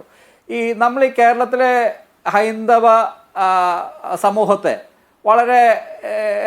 വളരെ സിംപ്ലിസ്റ്റിക് ആയിട്ട് അവരെ എളുപ്പത്തിൽ BJP-ക്ക് അങ്ങ് വോട്ട് ചെയ്യും, അല്ലെങ്കിൽ ഇവിടെ കുറിയിട്ട് നടക്കുന്ന അമ്പലത്തിൽ പോകുന്ന വിശ്വാസികളായിട്ടുള്ള ആൾക്കാരെല്ലാം ഒറ്റയടിക്ക് അങ്ങ് BJP-ക്കാരായി മാറും എന്നൊക്കെ കരുതുന്നത് മണ്ടത്തരമാണ്. അങ്ങനെ കുറിയിട്ട് നടക്കുന്ന ആൾക്കാരെ ഇപ്പോൾ BJP-യുടെ കുറി അല്ലെങ്കിൽ അവരുടെ ചരടിൻ്റെ കാര്യമല്ല ഞാൻ പറയുന്നത്. സാധാരണ വിശ്വാസികളായിട്ട് ഈ ജനിച്ച കാലം മുതൽ അവരുടെ വിശ്വാസത്തോട് നടക്കുന്ന ആൾക്കാരെ പലരും സംഖ്യയാക്കി ചാപ്പയടിക്കുന്ന ഒരു കാര്യം ഞാൻ കാണാറുണ്ട്. അവരെല്ലാം ഇപ്പോൾ അതിലൊരു ഉദാഹരണം ഞാൻ പറയാം, ഞാൻ കൂട്ടിക്കെട്ടി പറയുകയാണ്. ഇപ്പോൾ പാലക്കാട് കൽപ്പാത്തി ഏരിയയിലാണ് ഏറ്റവും കൂടുതൽ BJP പ്രതീക്ഷ വെച്ചിരുന്നത്. കാരണം മൂത്താൻ സമുദായം അവരുടെ നായർ വോട്ടും ചെട്ടി വോട്ടുകളൊക്കെ അവർ ടേക്കൺ ഫോർ ഗ്രാൻഡഡ്, അതെന്തായാലും വരും എന്നവർ വിചാരിച്ചു. കൽപ്പാത്തിയിൽ ഷാഫിക്ക് കിട്ടിയ വോട്ടുകൾ, ഷാഫി അല്ലല്ലോ സ്ഥാനാർത്ഥി, രാഹുൽ മാങ്കൂട്ടത്തിലാണ്, ആ വോട്ടുകൾ ട്രാൻസ്ഫർ ചെയ്യിക്കാൻ പറ്റുമോ എന്നുള്ളൊരു ശ്രമം അവിടെ നടന്നു. പക്ഷേ ഇവർ കൽപ്പാത്തിയിൽ പോയി പറഞ്ഞതല്ല പച്ച വർഗീയതയാണ്. അവിടെ പാലക്കാടിൻ്റെ ചാർജ് നാരായണൻ നമ്പൂതിരി എന്ന കോട്ടയം വലവൂർ ഇല്ലത്തെ ഒരു നമ്പൂതിരിയെ അവിടെ കൊണ്ടുവന്ന് ചാർജ് കൊടുക്കുന്നു. അവർ വിചാരിച്ചത് ഈ കൽപ്പാത്തിയിലെ തമിഴ് ബ്രാഹ്മണർ ഈ കോട്ടയത്ത് നിന്ന് വന്ന ഈ ബ്രാഹ്മണൻ്റെ മലയാളി നമ്പൂതിരിയുടെ എന്തൊക്കെയോ സ്ട്രാറ്റജി ഉപയോഗിച്ച് അവിടെ വർക്കൗട്ട് ആക്കാം എന്നാണ്. പക്ഷേ ഈ CPM-ന്റെ അവസാനത്തെ അവിടുത്തെ MLA ഉണ്ട് KK ദിവാകരൻ. അദ്ദേഹം ഒരു മലയാളി നമ്പൂതിരിയാണ്, തമിഴ് ബ്രാഹ്മണനല്ല. അദ്ദേഹം 2011 ഈ ഷാഫിയോടാണ് തോൽക്കുന്നത്. ഈ നമ്മൾ ആരെക്കുറിച്ചും ഇപ്പോൾ ഒരു നമ്മൾ സ്റ്റീരിയോ ടൈപ്പ് ഉണ്ടാക്കില്ലേ, അതായത് ഇന്ന ആൾ ഇങ്ങനെ വോട്ട് ചെയ്യും, ഇന്ന ആൾ ഇങ്ങനെ വോട്ട് ചെയ്യും, അങ്ങനെയൊക്കെ കരുതി BJP-യും മറ്റു പലരും ഇവിടെ സ്ട്രാറ്റജികൾ തയ്യാറാക്കുന്നുണ്ട്. അടിസ്ഥാനപരമായി മനുഷ്യരെല്ലാം നല്ല മനുഷ്യരാണ്. അവരെ ഒരു പരിധിയിൽ കൂടുതൽ ഈ വർഗീയതയും പച്ച വർഗീയതയും ഒക്കെ പറഞ്ഞാൽ അത് ഒരിക്കലും ഏക്കില്ല. ഇവിടെ CPM കാലകാലങ്ങളായിട്ട് ചെയ്യുന്ന ഈ പുറകിൽ കൂടിയുള്ള ചെറിയ കൺട്രോൾഡ് ആയിട്ടുള്ള വർഗീയതയില്ലേ, അതായത് കഴിഞ്ഞ നിയമസഭാ തെരഞ്ഞെടുപ്പിൽ കുഞ്ഞാലിക്കുട്ടി മുഖ്യമന്ത്രിയാകുമെന്ന് പറയുന്ന ആ വിസ്പർ ക്യാമ്പയിൻ, അതിന് ഇംഗ്ലീഷിൽ വിസ്പർ ക്യാമ്പയിൻ എന്ന് പറയും, മലയാളത്തിൽ എന്ത് പറയുമെന്ന് നിഷാദിനെ കണ്ടുപിടിക്കാം അല്ലെങ്കിൽ പറയാം. അതുപോലുള്ള സ്ട്രാറ്റജി പലപ്പോഴും വർക്ക് ആവാറുണ്ട്. പക്ഷേ ഈ BJP-യുടെ പച്ച വർഗീയത അത് എന്ത് തരത്തിലുള്ള വർഗീയത ഈ ഹിന്ദു കമ്മ്യൂണിറ്റിയിലാണെങ്കിലും BJP-യുടെ സ്ട്രാറ്റജിയിൽ പ്രശ്നമുണ്ട്. കേരളത്തിന് വേണ്ടി ഒരു പ്രത്യേക സ്ട്രാറ്റജി അവർ ഉണ്ടാക്കേണ്ടതുണ്ട് എന്നാണ് ആനന്ദ് പറയുന്ന കാര്യം. ഷാബു പ്രസാദ്, നമ്മൾ ഇതിനു മുമ്പുള്ള ചർച്ചകളിൽ ഇതേ വിഷയത്തിൽ BJP-യുടെ മുദ്രാവാക്യവും നയവും എന്തായിരിക്കണം കേരളത്തിൽ എന്ന കാര്യം സംസാരിച്ചിട്ടുണ്ട്. അപ്പോൾ BJP മുന്നിൽ വെക്കുന്ന ഒരേ ഒരു സംഗതി ഇത്തരത്തിലൊരു തീവ്ര സാമുദായിക അല്ലെങ്കിൽ മതവാദമാണ് എന്ന പ്രശ്നം അവർ നേരിടുന്നുണ്ടോ? ജനങ്ങളുടെ ജീവിത പ്രശ്നങ്ങൾക്ക് ഇടപെടുന്നതിൽ പിന്നോക്കം നിൽക്കുന്നുവെന്ന ഇഷ്യൂ അവർ നേരിടുന്നുണ്ട്. ഒന്ന്. രണ്ടാമത്തേത്, BJP അതിൻ്റെ സ്റ്റേറ്റ് ലീഡർഷിപ്പ് ജനങ്ങളുമായി എന്തുമാത്രം പ്രതിബദ്ധതയുണ്ട്, ഒപ്പം ആ പാർട്ടി ഒരു പാർട്ടി എന്ന നിലയ്ക്ക് എന്തുമാത്രം കെട്ടുറപ്പുണ്ട് എന്ന ഫീൽ ജനങ്ങൾക്ക് കൊടുക്കുന്നതിൽ പരാജയപ്പെട്ടു. അതൊരു ഒട്ടും പ്രൊഫഷണൽ അല്ലാത്ത ആളുകൾ. ഇപ്പോൾ ഏറ്റവും അവസാനത്ത് നോക്കൂ, ഈ സന്ദീപ് വാര്യർ അപ്പുറത്ത് പോയി, സന്ദീപ് ആളെയും കൊണ്ടുപോയി എന്നും പറയുന്നില്ല. പക്ഷേ സന്ദീപ് പിണങ്ങി പോകുമ്പോൾ പോലും അത്തരം ആളുകളെ അകത്ത് നിർത്താൻ കഴിയാത്ത വിധം ആഭ്യന്തര സംഘർഷങ്ങളുടെ ഒരു കേന്ദ്രമാണ്. ഒട്ടും പ്രൊഫഷണൽ അല്ല. സ്ഥാനാർത്ഥിയെ നിർണ്ണയിക്കുന്നതിൽ പ്രശ്നം ഉണ്ടാവുകയാണ്. കൊടകര കുഴൽപ്പണവുമായി ബന്ധപ്പെട്ട എന്തൊക്കെയോ വിവാദങ്ങൾ കത്തിപ്പോകുകയാണ്. മൊത്തത്തിൽ ഇതൊരു പ്രൊഫഷണൽ സംഘമല്ല, നമുക്ക് ചൂസ് ചെയ്യാൻ കഴിയുന്ന വിധത്തിലെന്ന് തോന്നലുണ്ടാവുന്നുവെന്ന്. മറ്റൊന്ന്, ഇവർക്ക് പറയാനുള്ളത് ഈ മതം മാത്രമാണ്, അതിനപ്പുറത്തേക്കുള്ള ജീവിത ഇഷ്യൂ സംസാരിക്കാനില്ല എന്നത് ആളുകൾക്കിടയിൽ ഒരു അകലം ഉണ്ടാക്കിയിട്ടുണ്ടാകുമോ ഈ പാർട്ടിയുമായിട്ട്? ഷാബു, അതിൻ്റെ ചോദ്യത്തിന് ഞാൻ വ്യക്തമായി തന്നെ ഉത്തരം പറയും. അതിനു മുമ്പ് എന്ന് പ്രകാശം മാസ്റ്ററോട് പ്രതികരിച്ചോട്ടെ. അദ്ദേഹം ഇവിടെ പാലക്കാട് മുനിസിപ്പാലിറ്റിയിൽ, പാലക്കാട് നിയമസഭാ മണ്ഡലത്തിൽ BJP തോറ്റതിനെ BJP അങ്ങ് തകർന്നടിഞ്ഞ് പാതാളത്തിൽ പോയി എന്നാണ് അദ്ദേഹം ഈ പറയുന്നത്. മിസ്റ്റർ പ്രകാശൻ, പാലക്കാട് 2ാം സ്ഥാനത്ത് വന്നിരിക്കുന്നത് ഇപ്പോഴും BJP തന്നെയാണ്. ഇപ്പോഴും 2ാം സ്ഥാനത്ത് BJP-യാണ്. എന്നാൽ 2 പ്രാവശ്യം അവിടെ നിന്ന് MLA ആയ നിങ്ങളുടെ KK ദിവാകരൻ, അതുപോലെ പാലക്കാട് നിയമസഭാ മണ്ഡലത്തിൻ്റെ ചരിത്രത്തിൽ 5 പ്രാവശ്യം അവിടെ നിന്ന് ജയിച്ച CPM-ൻ്റെ അവസ്ഥ എന്താണ്? നിങ്ങൾ അവിടെ ഇപ്പം ഒന്ന് ആലോചിച്ച് നോക്ക്. ഇത്രയൊക്കെ ഈ സർവ്വവിധ വൃത്തികേടുകളും അഭ്യാസങ്ങളും കാണിച്ചിട്ടും ഇപ്പോഴും ജനങ്ങൾ നിങ്ങളെ 3ാം സ്ഥാനത്തേക്ക് ചവച്ചു തുപ്പിയിരിക്കുകയാണ്. ഇതാണ് ഒരു പാർട്ടിയുടെ ഒരു തകർച്ച എന്ന് പറയുന്നത്. പാലക്കാട് നിയമസഭാ മണ്ഡലത്തിലെ CPM-ൻ്റെ അവസ്ഥ എന്ന് പറഞ്ഞാൽ ബംഗാളിലെയും ത്രിപുരയിലെയും CPM-ൻ്റെ അവസ്ഥയാണ്. അതാണ് അവസ്ഥ. അതും നിങ്ങൾ ജയിച്ചുകൊണ്ടിരുന്ന മണ്ഡലം. ഒരിക്കലും BJP ജയിച്ചിട്ടില്ലാത്ത ഒരു മണ്ഡലത്തിൽ BJP തോറ്റപ്പോൾ, BJP ജയിക്കാതിരുന്നപ്പോൾ, വോട്ട് കുറഞ്ഞപ്പോഴാണ് പല പ്രാവശ്യം അവിടെ നിന്ന് ജയിച്ച് അവിടെ ജനങ്ങൾ ചവച്ചു തുപ്പിക്കളഞ്ഞ് നിങ്ങൾ ഈ വർത്തമാനം പറയുന്നത്. ഇത് പരിഹാസ്യമാണ്, അപഹാസ്യമാണ്. നിങ്ങൾക്കതൊന്നും പ്രശ്നമൊന്നുമുള്ള കാര്യമല്ല, അതെനിക്കറിയുകയും ചെയ്യാം. ഇനി നിഷാദിൻ്റെ ചോദ്യത്തിലേക്ക്. തീർച്ചയായും കേരളത്തിൻ്റെ സാമൂഹ്യ പശ്ചാത്തലവും സാമൂഹ്യ യാഥാർത്ഥ്യങ്ങളും മനസ്സിലാക്കി അങ്ങനെ തന്നെ ആണ് ഏതൊരു രാഷ്ട്രീയ പാർട്ടിയും ഇവിടെ പ്രവർത്തിക്കേണ്ടത്. ഇനി ഒരു കാര്യം കൂടെ ഞാൻ നിഷാദിനെ ഓർമ്മിപ്പിക്കാൻ ആഗ്രഹിക്കുന്നു. ഈ പാലക്കാട് കഴിഞ്ഞ 10 വർഷമായി 9 വർഷമായി പാലക്കാട് മുനിസിപ്പാലിറ്റി ഭരിക്കുന്നത് BJP-യാണ്. എന്തുകൊണ്ടാണ് അവിടെ BJP മെമ്പർമാർ, കൗൺസിലർമാർ തിരഞ്ഞെടുക്കപ്പെട്ടത്? അത് ജനങ്ങളുടെ ഈ യാഥാർത്ഥ്യങ്ങളോട് ചേർന്ന് നിന്നതുകൊണ്ടും ജനങ്ങളുടെ പ്രശ്നങ്ങളിൽ ഇടപെട്ടതുകൊണ്ടും അവരുടെ പ്രശ്നങ്ങൾ കേട്ട് പരിഹരിച്ചും ഒക്കെ തന്നെയാണ്. അവിടെ തുടർച്ച നിയമസഭാ തെരഞ്ഞെടുപ്പിൽ കൊടുത്തില്ലല്ലോ ഷാബു. അല്ല, അതാ ഞാൻ പറഞ്ഞത്. നിയമസഭാ തെരഞ്ഞെടുപ്പിൽ അതാ ഞാൻ പറഞ്ഞത്, പാലക്കാട് മുനിസിപ്പാലിറ്റിയിൽ ഉണ്ടാക്കിയ ആ സ്വാധീനം ആ BJP ഇനിയും അത് വ്യാപിപ്പിക്കേണ്ടതുണ്ട്. പോക്കറ്റുകളിൽ നിന്ന് കൂടുതൽ സ്ഥലങ്ങളിലേക്ക് അത് പടരേണ്ടതുണ്ട്. ഇപ്പോൾ ഒരു കാര്യമുണ്ട്, അത് BJP കേരളത്തിൽ തെളിയിച്ചതുമാണ്. ഇപ്പം ഉദാഹരണത്തിന് ഇപ്പോൾ തൃശ്ശൂർ പാർലമെൻറ്റ് മണ്ഡലം എന്ന് പറയുന്നത് BJP-യുടെ പരമ്പരാഗത ശക്തി കേന്ദ്രമൊന്നുമല്ല. ഈ തൃശ്ശൂരിനൊക്കെ എത്രയോ മുമ്പ് പാലക്കാട് BJP-ക്ക് സ്വാധീനം ഉണ്ടായ സ്ഥലമാണ്. പക്ഷേ അവിടെ കൃത്യമായ സ്ട്രാറ്റജിയോടുകൂടി നല്ല പേഴ്സണാലിറ്റിയുള്ളൊരു സ്ഥാനാർത്ഥിയെ ഇറക്കി വളരെ സിസ്റ്റമാറ്റിക്കായിട്ട് ഈ താങ്കൾ ഈ പറഞ്ഞ പോലെ പ്രൊഫഷണലായിട്ട് പ്രവർത്തിച്ചത് കൊണ്ടാണ് അവിടെ 2 പ്രാവശ്യം അതേ മണ്ഡലത്തിൽ സുരേഷ് ഗോപി തോറ്റു, 3ാമത്തെ പ്രാവശ്യം വിജയിച്ചു. നിങ്ങളിവിടെ പറയുന്നില്ല എപ്പോഴും ഒരേ സ്ഥാനാർത്ഥിയുടെ മുഖം മാത്രം കാണുന്നു, ഒരേ സ്ഥാനാർത്ഥിയുടെ മുഖം കാണുന്നു. തൃശ്ശൂർ കഴിഞ്ഞ 6-7 കൊല്ലമായിട്ട് തൃശ്ശൂരുകാർ കാണുന്നത് സുരേഷ് ഗോപിയുടെ മുഖം മാത്രമാണ്. ആ മുഖം കണ്ടാണ് സുരേഷ് ഗോപി ഈ 2024 ജയിച്ചത്. അത് ഉൾക്കൊള്ളാനാവാതെ പറയുമായിരിക്കും സുരേഷ് ഗോപി എന്ന സെലിബ്രിറ്റിക്ക് കിട്ടിയ വോട്ടാണെന്ന്. എന്നാൽ ഇതേ സെലിബ്രിറ്റി അവിടെ 2019 പാർലമെൻറ്റ് ഇലക്ഷനും 2021 അസംബ്ലി ഇലക്ഷനും മത്സരിച്ചിരുന്നു. അങ്ങനെ ആ മുഖത്തിനെ പരിചയപ്പെടുത്തിയാണ് അവിടെ വിജയിച്ചത്. പക്ഷെ ഇതിപ്പോ സുരേഷ് ഗോപി വേറെ ഒരു സ്ഥലത്ത് നിന്ന് വന്ന് അവിടെ പരിചയപ്പെടുന്നവരെ, ഇദ്ദേഹം ഇവിടുത്തുകാരൻ തന്നെയാണ്, ആൾക്ക് ഓൾറെഡി അറിയാം, തെരഞ്ഞെടുപ്പിൽ മത്സരിച്ചുണ്ടായ അധിക പരിചയമുണ്ട്, പക്ഷെ പ്രയോജനമില്ല. നിൽക്കുക, അത് ഒരു കാര്യമുണ്ട്. ഇതൊക്കെ ഇനിയും ഭാരതപ്പുഴയിലൂടെയൊക്കെ വെള്ളമൊക്കെ ഇനി എത്ര ഒഴുകാൻ കിടക്കുന്നു നിഷാദേ. ഇത് ഈ ഒരു ഉപതെരഞ്ഞെടുപ്പിലെ പരാജയം എന്ന് പറഞ്ഞു കഴിഞ്ഞാൽ അത് ലോകാവസാനമൊന്നുമല്ല. എന്തായാലും കോൺഗ്രസിന് ഞാൻ അവസാനിപ്പിക്കാം. തീർച്ചയായിട്ടും കോൺഗ്രസിന് അവർക്ക് വിജയം ആഘോഷിക്കാനും സെലിബ്രേറ്റ് ചെയ്യാനുള്ള എല്ലാ റൈറ്റുമുണ്ട്. ജനങ്ങളത് കൊടുത്തിട്ടുണ്ട്, അവർ നന്നായിട്ട് വർക്ക് ചെയ്തു, അവർ വിജയിച്ചു. അതിൻ്റെ അകത്ത് ഞാൻ അവരുടെ തന്ത്രങ്ങളോട് യോജിപ്പും വിയോജിപ്പും ഉണ്ടാകും. ആഫ്റ്റർ ഓൾ തെരഞ്ഞെടുപ്പിൽ അവർ വിജയിച്ചു എന്നുള്ള യാഥാർത്ഥ്യമാണ്. അതിനവരെ അഭിനന്ദിക്കുകയും ചെയ്തു. ശരി. പ്രകാശ് മാസ്റ്റർ, ഇതിനകത്ത് നോക്കൂ, ഇതൊരു വലിയ പോരാട്ടത്തിൽ BJPക്ക് വോട്ട് ചെയ്ത ആളുകൾ അത് ഒഴിവാക്കി കോൺഗ്രസിന് വോട്ട് ചെയ്യുന്നു. അപ്പുറത്ത് വലിയ വിഭാഗം ജനങ്ങൾ കോൺഗ്രസിന് വോട്ട് ചെയ്യുന്നു. കോൺഗ്രസ് വലിയ ഭൂരിപക്ഷത്തിൽ ജയിക്കുന്നു. ആളുകൾക്ക് ഒരു പാർട്ടിയെ ചൂസ് ചെയ്യാനുള്ള അവരുടെ അവകാശത്തെ അതിനുമേൽ വർഗീയത ചാരുന്നതിന് എന്തുമാത്രം ലോജിക്കുണ്ട്, എന്തുമാത്രം ധാർമ്മികതയുണ്ട്. കുറേ അധികം ന്യൂനപക്ഷക്കാർ മുസ്ലിങ്ങൾ കോൺഗ്രസിന് വോട്ട് ചെയ്താൽ അത് SDPIക്കാർ കൊണ്ടുപോയി കൊടുത്ത വോട്ടായിരിക്കും. മുഴുവൻ മുസ്ലിം സമുദായത്തെയും അല്ലെങ്കിൽ പാതി മുസ്ലിം സമുദായത്തെയും ഡ്രൈവ് ചെയ്യുന്നത് SDPIയെ പോലെയുള്ള സംഘങ്ങളാണ് എന്ന ആക്ഷേപം ഉന്നയിക്കുക. മനുഷ്യർ മതനിരപേക്ഷ ബോധത്തോടെ BJP വിട്ട് അപ്പുറത്ത് പോയി വോട്ട് ചെയ്താൽ അതെല്ലാം BJP നേരിട്ട് വന്ന് കച്ചവടം ചെയ്ത് കൊടുത്ത വോട്ടായിരിക്കും എന്ന ആക്ഷേപം ഉന്നയിക്കുക. അതിനെന്തുമാത്രം ഉത്തരവാദിത്വ സ്വഭാവമുണ്ട്, അതെന്തുമാത്രം ധാർമ്മികമാണ് എന്നൊരു ക്വസ്റ്റ്യൻ ഇല്ലേ ശ്രീ പ്രകാശ് മാസ്റ്റർ? ഈ കേരളത്തിൻ്റെ ചരിത്രത്തിൽ ഒരിക്കലും ഉണ്ടായിട്ടില്ലാത്ത രൂപത്തിൽ ഈ തെരഞ്ഞെടുപ്പിൽ വെൽഫെയർ പാർട്ടിയുടെ ജില്ലാ കമ്മിറ്റി ഓഫീസിൽ കോൺഗ്രസ് സ്ഥാനാർത്ഥി എന്ന് ചർച്ച നടന്ന ഫോട്ടോ എൻ്റെ കയ്യിലുണ്ട്, മാധ്യമങ്ങളെല്ലാം വന്നിട്ടുണ്ട്. SDPIക്കാരുമായിട്ട് നേരിട്ട് ബന്ധപ്പെട്ട് രാഹുൽ മാങ്കൂട്ടത്തിൽ വോട്ട് ചോദിക്കുന്ന ഫോട്ടോകൾ പത്രത്തിൽ വന്നിട്ടുണ്ട്. ഞാൻ പറയട്ടെ, ഞാൻ ശല്യപ്പെടുത്തിയില്ല. ഇത് ശരിയല്ല ഷാവപ്രസാദേ. ഞാൻ പറയുന്ന പറഞ്ഞോളൂ, എന്ന് മുതലാണ് ഈ ജമാഅത്തെ ഇസ്ലാമി ഈ വെൽഫെയർ പാർട്ടി എന്നൊക്കെ പറഞ്ഞ് നിങ്ങൾക്ക് അസ്പർശ്യരായത് എന്ന കാര്യം കൂടി ചോദിക്കാം. അതിനോട് ഉത്തരം പറഞ്ഞോളൂ. ഞാൻ ഇവിടെ ഉന്നയിക്കപ്പെട്ട വിഷയങ്ങൾക്ക് പറയട്ടെ. ഇവിടെ ഷാവപ്രസാദ് പറയുന്നത് കേട്ടാൽ തോന്നുക BJP എന്തോ മഹാപാർട്ടിയാണ് കേരളത്തിൽ നിന്നാണ്. കേരളത്തിലെ 99% സീറ്റുകളിൽ മത്സരിച്ചാൽ അത് പഞ്ചായത്ത് ആവട്ടെ, അല്ലെങ്കിൽ കോർപ്പറേഷൻ ആവട്ടെ, അല്ലെങ്കിൽ നിയമസഭ ആവട്ടെ, ലോക്സഭ ആവട്ടെ, 3ാമത്തെയോ 4ാമത്തെയോ 5ാമത്തെയോ 6ാമത്തെയോ സ്ഥാനത്തിൽ കിട്ടിയൊരു പാർട്ടിയല്ലേ BJP. എന്നിട്ട് അവരിപ്പോൾ ഞങ്ങളെ ആക്ഷേപിക്കാൻ.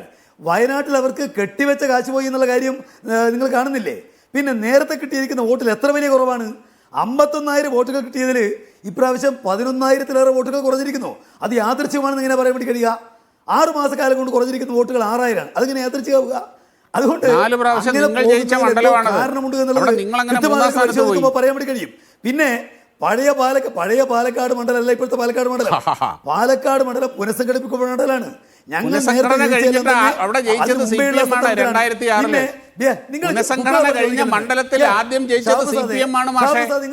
നിങ്ങൾ കുട്ടികളെ പോലെ പെരുമാറില്ല.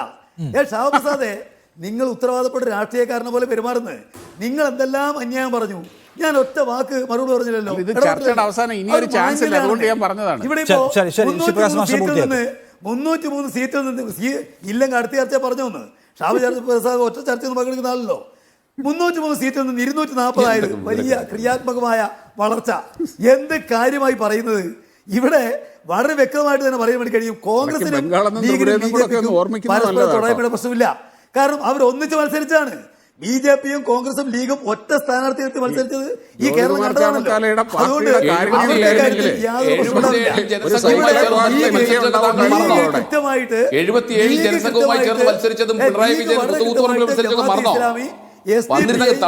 പാർട്ടി ഇവരെല്ലാം യോജിപ്പിച്ചാണ് തെരഞ്ഞെടുപ്പ് മത്സരിച്ചത്. ഈ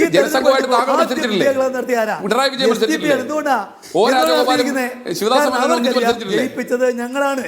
ഞങ്ങളുടെ വലിയ നിലക്കുള്ള വോട്ട് ജമാഅത്ത് ഇസ്ലാമി വലിയ നിലക്ക് വോട്ട് ചെയ്തിട്ടുണ്ട്. ജമാഅത്ത് ഇസ്ലാമി എന്ന് പറയുന്ന മൗദൂദിയുടെ പാർട്ടി ഇന്ത്യയിൽ കൂടുതൽ ഡെക്കറേഷൻ വേണ്ട, മൂന്നാം സ്ഥാനത്ത് തന്നെ. കൂടുതൽ ഡെക്കറേഷൻ ഒന്നും വേണ്ട, വീണ്ടും മൂന്നാം സ്ഥാനത്ത് തന്നെ. പിടിച്ചുകൊണ്ടല്ലേ അവരുടെ വിജയം. അപ്പോ അവർക്ക് പ്രയാസം. ശരി, പാലക്കാട്ടെ കോൺഗ്രസിന്റെ വിജയം മതനിരപേക്ഷത വിജയമായിട്ട് CPM അംഗീകരിക്കുന്നില്ല. ജനങ്ങൾ അതിനകത്ത് എന്താണ് മനസ്സിലാക്കുന്നത് എന്നുള്ള ചോദ്യം അവിടെ കിടക്കുകയാണ്. ശരി, ഞാനൊന്ന് അവസാനിപ്പിക്കുന്നു. Anyway, thank you Shri Prakash master, ഒപ്പം ശ്രീ ആനന്ദ് കൊച്ചുകുടി, ജ്യോതികുമാർ ചമക്കാല, ശ്രീ ഷാബു പ്രസാദ് ഈ ചർച്ചയിൽ പങ്കെടുത്തു.